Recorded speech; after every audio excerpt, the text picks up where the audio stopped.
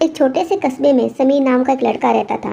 बचपन में ही पिता की मृत्यु हो जाने के कारण परिवार की आर्थिक स्थिति बड़ी दयनीय थी।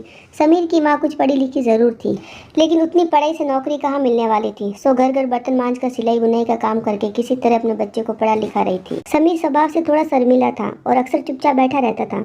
एक दिन जब वो स्कूल से लौटा तो उसके हाथ में एक लिफाफा था। उसने माँ को लिफाफा पकड़ाते हुए कहा, माँ, मास्टर साहब ने तुम्हारे लिए चिट्ठी भेजी है, जरा देखो इसमें क्या लिखा है। माँ ने मन ही मन चिट्ठी पढ़ी और मुस्कुराकर बोली, बेटा, इसमें लिखा है कि आपका बेटा काफ़ी होशियार है। इस स्कूल के बाकी बच्चों की तुलना में इसका दिमाग बहुत तेज है और हमारे पास इसे पढ़ाने लायक शिक्षक नहीं है, इसलिए कल से आप इसे किसी और स्कूल में भेजें। ये बात सुनकर समीर को स्कूल न जा सकने का दुख तो हुआ, पर साथ ही उसका मन आत्मविश्वास से भर गया कि वो कुछ खास है और उसकी बुद्धि तीव्र है। माँ ने उसका दाखिला एक अन्य स्कूल में करा दिया। समय बीतने लगा। समीर ने खूब मेहनत से पढ़ाई की। आगे चलकर उसे सिविल सर्विस परीक्षा भी पास कर ली और आईएएस ऑफिसर बन गया। समीर की माँ बूढ़ी हो चुकी थी और कई दिनों से बीमार भी चल रही थी और एक दिन अचानक उनकी मृत्यु हो गई। समीर के लिए ये बहुत बड़ा आघात था। वह बिलक बिलक कर रो पड़ा। उसे समझ नहीं आ रहा था कि अब अपनी माँ के बिना वो कैसे जिएगा।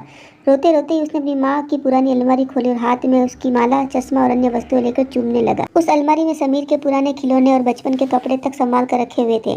समीर एक एक कर सारी चीजें निकालने लगा और तभी उसकी नजर एक पुरानी चिट्ठी पर पड़ी। दरअसल ये वही चिट्ठी थी जो मास्टर साहब ने उसे 18 साल पहले दी थी। नम आंखों से समीर उसे पढ़ने लगा। आदरणीय अभिभावक, आपको बताते हुए हमें अफसोस हो रहा है कि आपका बेटा समीर पढ़ाई में बेहद कमजोर है और खेल कूद में भी भाग नहीं लेता है। जान पड़ता है कि उम्र के हिसाब से समीर की बुद्धि विकसित नहीं हो पाई है, अतः हम इसे अपने विद्यालय में पढ़ाने में असमर्थ हैं। आपसे निवेदन है कि समीर का दाखिला किसी मंद बुद्धि विद्यालय में कराएं अथवा खुद घर पर रखकर इसे पढ़ाएं। सादर, प्रिंसिपल। समीर जानता था कि भले अब उसकी माँ इस दुनिया में नहीं रही, पर वो जहाँ भी रहे उनकी ममता, उनका आशीर्वाद सदा उस पर बना रहेगा।